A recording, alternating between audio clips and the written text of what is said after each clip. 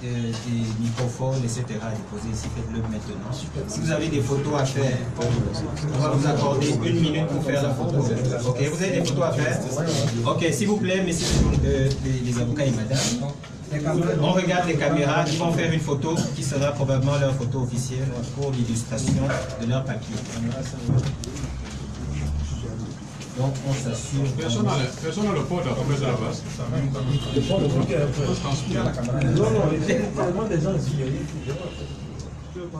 Je crois que l'heure est grave, donc ne nous prenez pas quand on sourit, parce que on sourit, mais c'est pas pour. Merci de rappeler le temps est très important.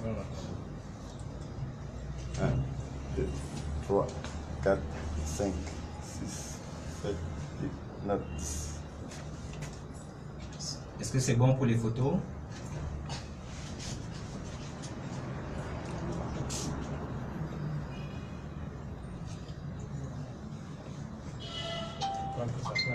D'accord.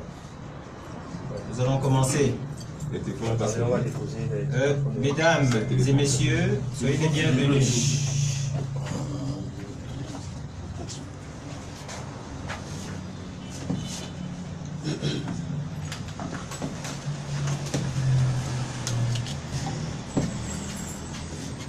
C'est OK? D'accord. Mesdames et messieurs, soyez les bienvenus. Vous êtes ici présents parce qu'aujourd'hui, il y a eu des déroulements qu'on a pu observer dans les affaires tournant autour de la répression politique des manifestations du 26 janvier 2019. Comme vous le savez, à la suite de ces manifestations et pendant ces manifestations non violentes et pacifiques, les organisateurs de ces manifestations, en tête desquels le président élu Maurice Kamto, ont conduit, y compris eux-mêmes, dans le cadre de ces manifestations, certaines de ces activités. Cela a donné lieu à des événements plutôt regrettables. Aujourd'hui, nombre de manifestants sont estropiés, certains sont gravement blessés, beaucoup sont arrêtés, et toutes ces choses dans des conditions qui sont plutôt douteuses. La raison de l'activité de ce soir, c'est que nous allons donner la parole aux avocats, parce que beaucoup de voix se sont fait entendre sur les questions relatives aux aspects juridiques des interpellations, des détentions, de la répression des dites marches, mais très peu de voix étaient autorisées. On a même entendu des personnes qui avaient la réputation très peu justifiée, en l'occurrence, d'être des ministres de la communication, alors que des enquêtes n'avaient pas été ni ouvertes, ni abouties. On a entendu des ministres soi-disant de la communication dire que dans une mise à sac d'une ambassade, c'était des militants du MRC. Un cas typiquement camerounais. Et vous allez voir aujourd'hui que cette manière de qualifier des infractions avant d'avoir constaté les faits qui devraient mener à l'infraction sont un mode de fonctionnement générique. Vous le verrez. Donc nous allons aujourd'hui passer la parole au collège d'avocats qui a été constitué par le MRC, non pas seulement pour défendre ces militants qui ont été arrêtés, non pas seulement pour défendre le président élu Maurice Kamto, mais pour défendre tous les manifestants qui sont venus prendre part à la marche blanche, peu importe leur location sur le territoire national. Ce collectif d'avocats est ici représenté devant vous. Ils ne sont pas tous présents parce qu'ils sont massivement mobilisés et constamment sur le terrain en train de travailler. Leur assistance est ô combien admirable. Ils ne s'épargnent aucune peine. Et vous voyez, malgré leur avancée, après toute la journée de travail, ils sont encore là pour répondre à vos questions. Nous passerons donc la parole dans un premier temps à Maître Swab Sylvain. Mais nous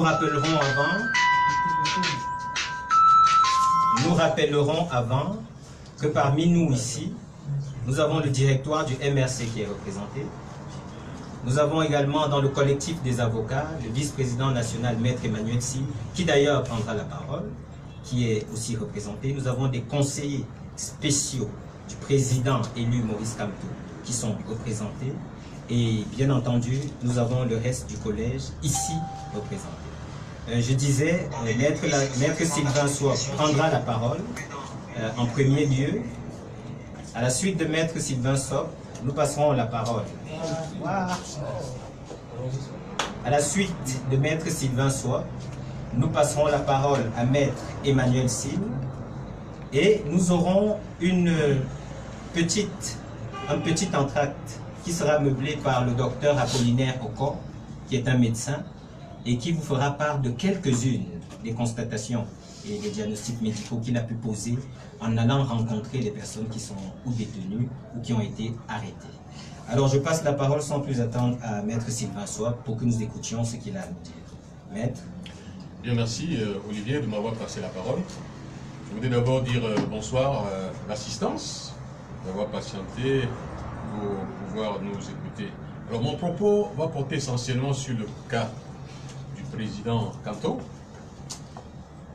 Mais avant de parler du président Kamto, je voulais d'abord remercier l'ensemble de la vingtaine d'avocats qui a officié en cette journée sur 4 sites, c'est-à-dire au GSO, au CED, à la GMI et au parquet. Nous avions organisé le travail de telle sorte que tous les avocats ont couvert ces 4 sites où se trouvaient les manifestants, les militants qui ont été interpellés dans le cadre de la marche du 26 et pour certains le 28. Je voulais également préciser que toutes ces personnes bénéficient de l'encadrement des avocats sur la demande du MRC, on l'a dit tout à l'heure le porte-parole, et que c'est inlassablement que plusieurs avocats se sont joints à ce collectif, d'autres arrivent encore pour pouvoir se joindre par sympathie pour la cause des personnes interpellées. Donc, s'agissant du professeur Kamto, je voulais dire que premièrement, nous avons eu des difficultés à le rencontrer. Des difficultés à le rencontrer tout simplement parce que, entre son interpellation, le 28 janvier 2019 à Douala, et son audition en ce jour, le 30 janvier 2019, nous n'avons pas pu le rencontrer. Nous n'avons pas pu le rencontrer, non pas parce que nous n'avons pas cherché à le rencontrer, nous avons cherché à le rencontrer en vain parce que nous avons rencontré des entraves sur notre chemin. Et cela constitue, de notre point de vue, une véritable entrave à l'exercice professionnel. Parce que c'est hier, pratiquement à 21 h, que nous avons appris qu'il était au GSO. Alors que d'aucuns l'annonçaient à la PJ, avec le déploiement de policiers qui avait autour de la PJ, d'aucuns l'annonçaient au CEP, mais c'est finalement au GSO, Dieu merci, nous l'avons rencontré. Donc, nous l'avons rencontré cet après-midi à 14 h 30, mais avant cela, nous avons pu faire en sorte que sa famille ait accès à lui, c'est-à-dire qu'il puisse avoir à manger et qu'il puisse avoir quelques vêtements de rechange. Il va bien, il a le moral haut, il est serein, et il a été entendu cet après-midi à partir de 14 h 30 au GSO justement, et je dois préciser en présence personnelle du directeur de la police judiciaire qui a assisté à son entretien. Et au cours de son entretien, je ne vais pas vous dévoiler toutes ces déclarations ici, parce que vous savez que l'enquête est secrète, mais je dois dire que globalement le professeur Kamto est tout à fait, j'allais dire, une fois de plus serein dans ce qu'il a dit, et il assume les marches pacifiques qui ont eu lieu au Cameroun, et il dénie quelques manifestations que ce soit qui se soient passées hors du Cameroun. Je sais que beaucoup de gens attendent quelle est la réaction du professeur Kamto à la question de savoir ce qui s'est passé dans les ambassades du Cameroun à l'étranger, notamment à Paris, à Berlin, je ne sais pas, peut-être à Bruxelles. Sur cette question précise, le professeur Kamto dénonce ce vandalisme des représentations diplomatiques camerounaises à l'étranger. Parce qu'il n'a jamais envoyé qui que ce soit casser quoi que ce soit à l'extérieur du Cameroun. C'est une marche pacifique. Et ceux qui se sont évertués ou alors qui ont cru devoir prendre sur eux d'aller faire ce qu'ils ont fait en foulant au pied, j'allais dire, l'honneur du Cameroun dans les représentations diplomatiques, ce ne sont pas, d'après ce que j'ai pu comprendre pour ce Camto, des militants du MRC ou des sympathisants du MRC. Il a dit qu'il ne les connaît pas. Donc il faut que ce soit absolument clair à ce niveau.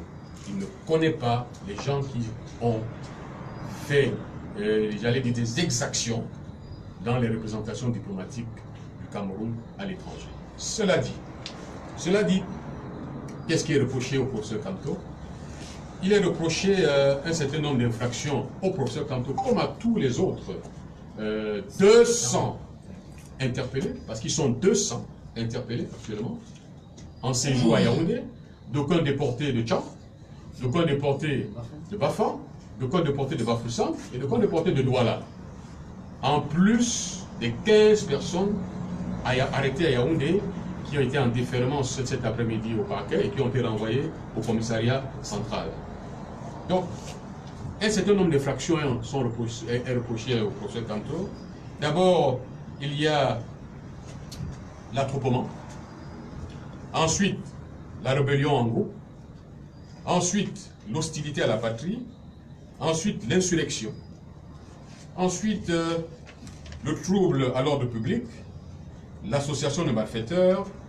L'incitation à l'insurrection et la complicité.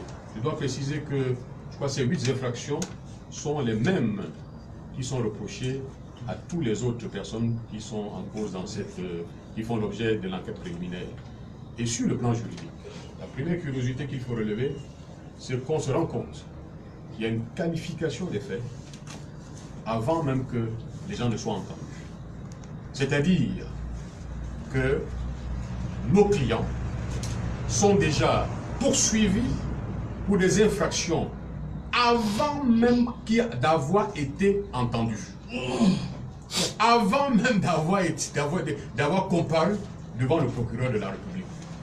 Il y a des infractions qu'on leur colle. En réalité, au niveau de l'enquête préliminaire, on parle de recherche d'éléments, hein, de faisceaux d'indices, de charges.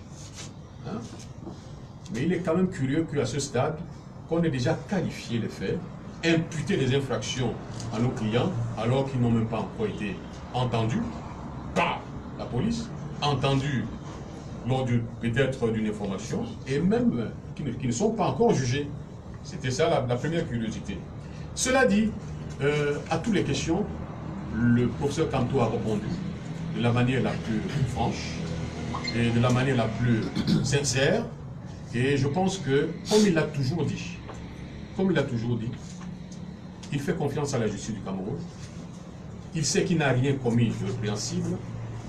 Il sait que la manifestation publique est l'exercice d'un droit constitutionnel.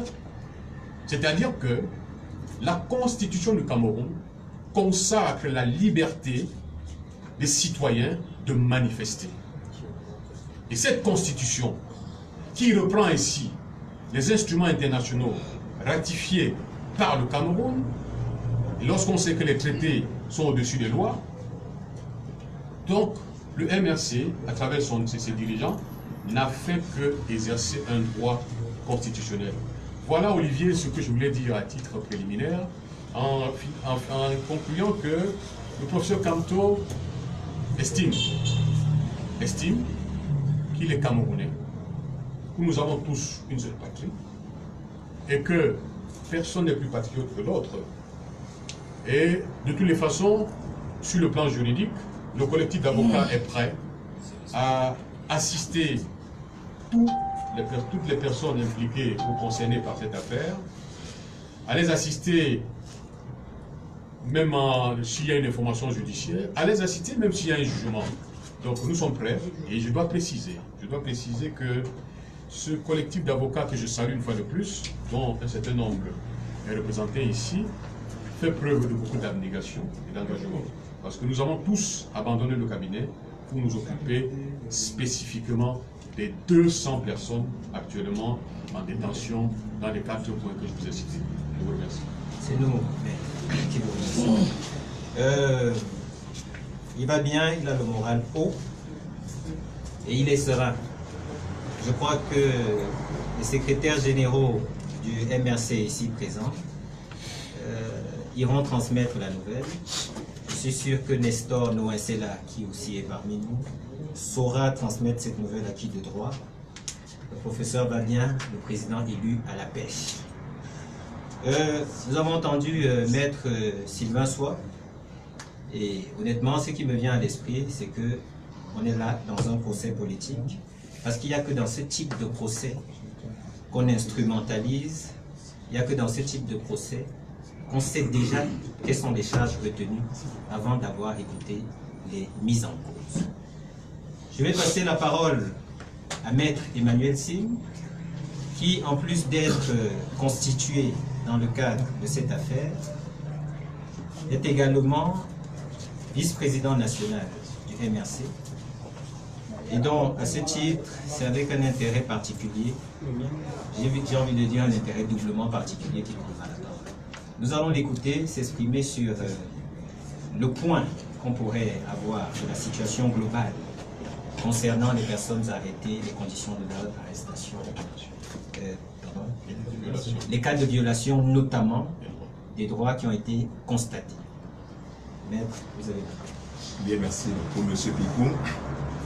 L'heure est tardive, mais je pense qu'on fera l'effort de nous faire entendre. Je voudrais simplement, pour compléter ce que disait le conseiller Swap, indiquer que le professeur Alain Foguet est poursuivi dans cette affaire, mais dans son cas, à la PJ, lundi dernier, on avait simplement indiqué 2 infractions. Pour les autres, il y en a 8. Mais ça nous aidera à comprendre qu'en réalité, et M. Swap l'a dit, on arrête d'abord les gens et on cherche après ce qu'on va leur imputer. On les prend d'abord et puis on voit dans les laboratoires ce qu'on peut manœuvrer, préparer pour que cela leur soit attribué comme infraction. Je voudrais spécifiquement ce soir vous parler des multiples violations des droits constatées dans le cadre de cette affaire regrettable. Ils vont s'articuler ces cas de violation des droits de la défense autour de 4 points. D'abord, on parlera des violations pendant les interpellations des personnes arrêtées le jour de manifestation. On parlera après des interpellations qui ont été faites après les manifestations, puis plus tard, pendant la garde à vue, et enfin pendant les auditions des gardés à vue. On a noté que pendant les arrestations, notamment à Yaoundé et à Douala, à Tchan, à Bafoussam, les manifestants ont été victimes de jets de gaz lacrymogènes. Certains ont été conduits à l'hôpital. Or, le jet de gaz lacrymogène n'est permis que lorsque des personnes ou une foule de personnes se montrent hostiles par rapport à la force publique. Ce qui n'était pas le cas pour nos manifestants. Je dois rappeler que la consigne avait été donnée et il a été respecté à nos militants de ne pas faire de la résistance devant les forces de l'ordre. Ils devaient, quand ils les rencontraient, s'asseoir ou alors lever les mains au ciel, chanter l'hymne national du Cameroun pour bien montrer qu'ils sont inoffensifs. Ils avaient pour consigne de ne porter sur eux aucun objet, même pas des sacs. Et il se trouve que pendant cette manifestation, tout le monde est témoin. Il n'y a eu aucun objet cassé, aucun saccage, ni d'immeubles, ni d'objets mobiliers, ni de voitures. Rien n'a été cassé par nos manifestants. Aucun policier camerounais n'a été blessé, même pas égratigné. On a vu ailleurs des policiers blessés. Dans le cas du Cameroun, de nos manifestations, aucun policier n'a été blessé. Vous imaginez très bien que s'il y en avait eu un seul de blessé, on nous aurait monté cela en épingle. Ce qui montre et démontre à suffisance le caractère pacifique de ces manifestations. Pendant donc ce jour-là, le 24 janvier, le 26 janvier, il y a eu contre eux, là encore ce n'est pas légal, des coups de matraque alors qu'ils ne résistaient pas du tout. Ce qui n'est pas nécessaire, ce qui n'est pas autorisé lorsque les gens n'ont pas été laissés disperser et sont restés en place. Il y a eu, vous le savez, le plus grave, des tirs à balles réelles ayant entraîné des blessures. J'entends aujourd'hui un débat sur les balles qui ont été tirées sur nos manifestants. Mais toutes les balles sont des balles réelles, il n'y a pas de balles imaginaires. Et ces blessures, en tout cas, elles sont des blessures effectivement réelles que nous avons pu nous tous voir dans des images qui avaient été tournées. On a pu nous dire qu'on a maquillé les cuisses des gens. Comment on maquille une cuisse? Parce qu'on a vu M. Ndoki marcher d'abord, M. Njamel marcher d'abord, et il s'est prouvé que plus tard, on a vu leurs pantalons déchirés par les balles. Donc, c'est très grave. Cela constitue simplement une atteinte inadmissible aux droits de l'homme. C'est un crime contre l'humanité. On ne tire pas à balles réelles sur des personnes qui ne sont pas armées et qui de surcroît n'étaient pas dans une foule furieuse ou agressive. Et il y a eu également, pendant l'arrestation de ces gens, l'absence de notification de tout grief. On me dira que oui, lorsqu'on ramasse les gens, on ne leur dit pas, mais quand même, pour des gens qui manifestaient simplement, pacifiquement, ce n'était pas nécessaire de les arrêter. Deuxième point, je parlais des calculations pendant les interpellations post-manifestation, c'est-à-dire pour les gens qu'on a arrêtés après. Vous noterez que les gens manifestent le samedi, tout rentre dans l'ordre. On a commencé déjà à oublier l'événement parce que honnêtement, vous le savez, vous journalistes, lundi soir, vous pensiez déjà à autre chose, plus aux affaires de samedi.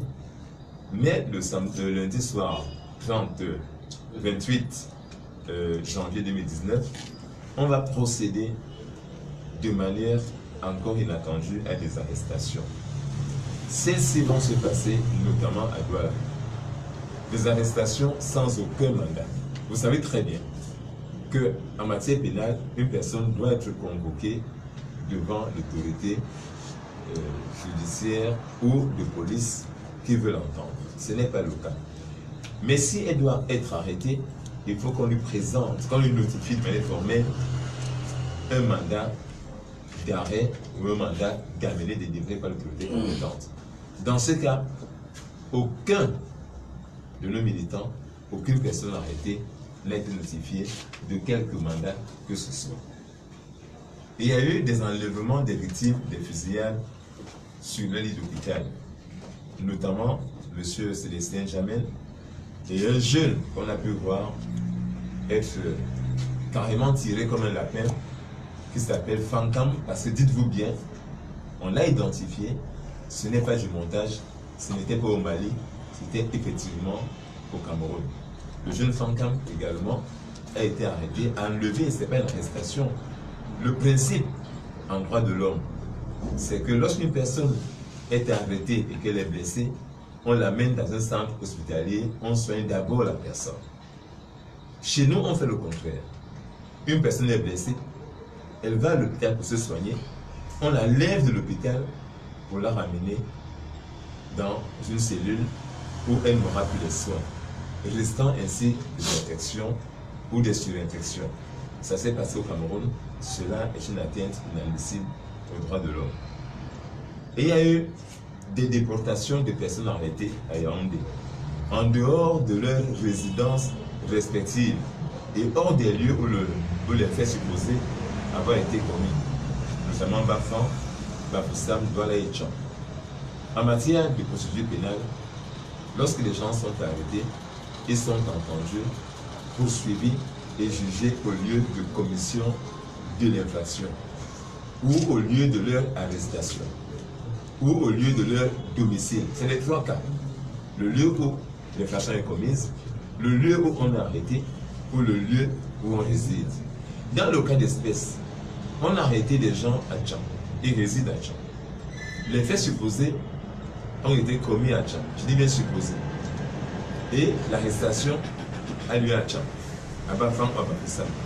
Au nom de quoi on amène ces gens à Yaoundé qui n'est pas compétent pour juger des gens qui ont été arrêtés ailleurs. Donc, pour nous, c'est une vraie déportation et cela a été fait pour beaucoup d'entre eux sans aucune réquisition de les amener à Yaoundé. Comment on fera pour juger l'infraction correctionnelle commise à Bafissam à Yaoundé?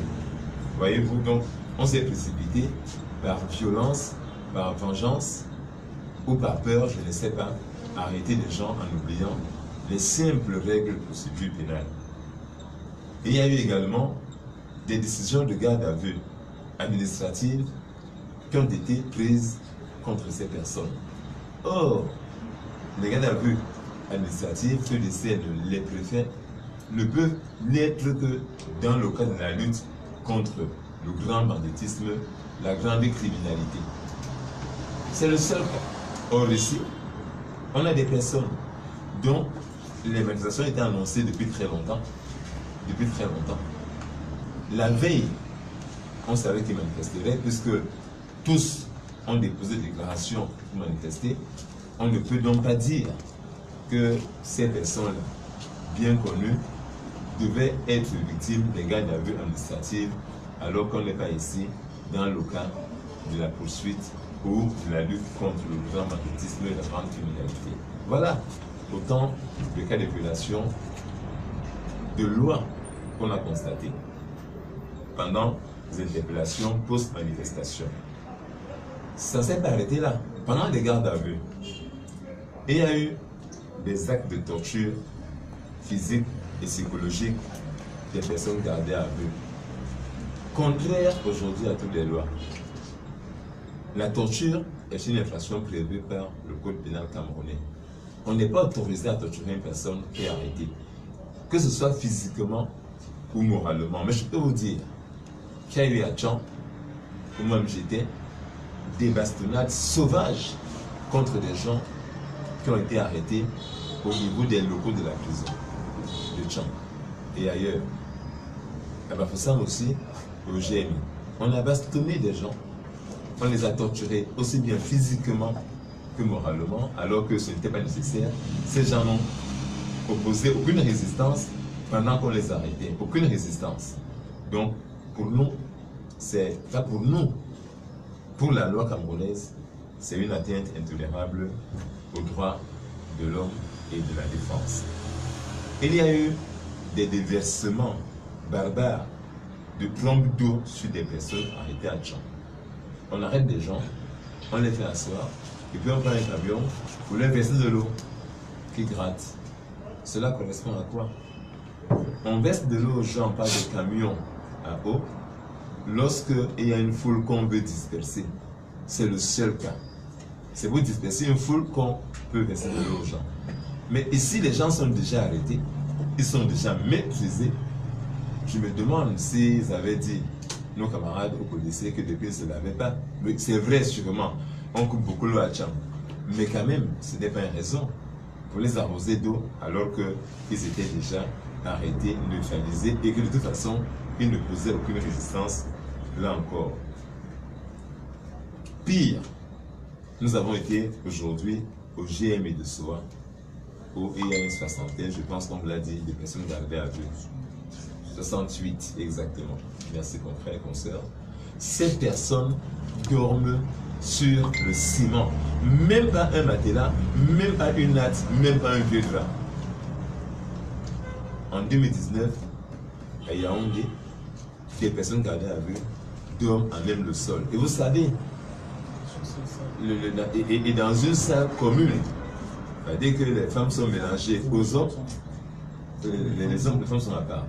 Donc il y a une grande salle où on a mis 61 hommes qui dorment au sol.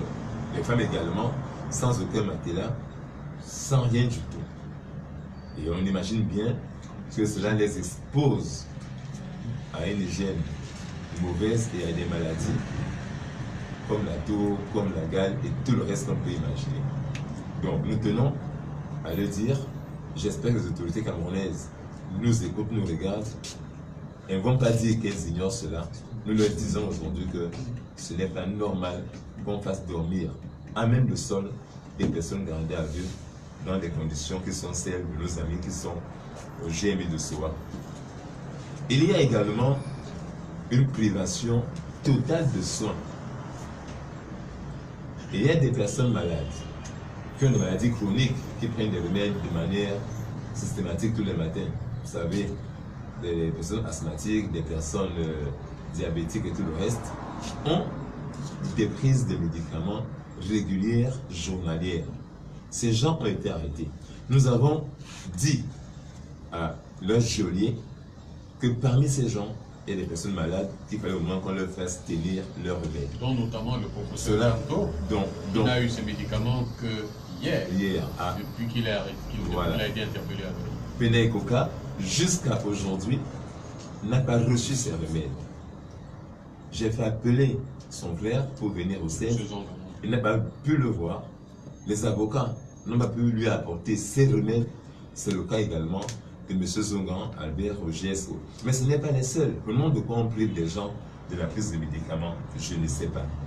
Ces gens sont privés de visites familiales et d'aliments. On a dû intervenir, bousculer pour que de temps en temps on admette qu'on les donne à manger, mais dès qu'on n'est plus là, ces gens sont carrément affamés. Ce n'est pas tolérable. Le code de procédure pénale camerounais est clair dessus.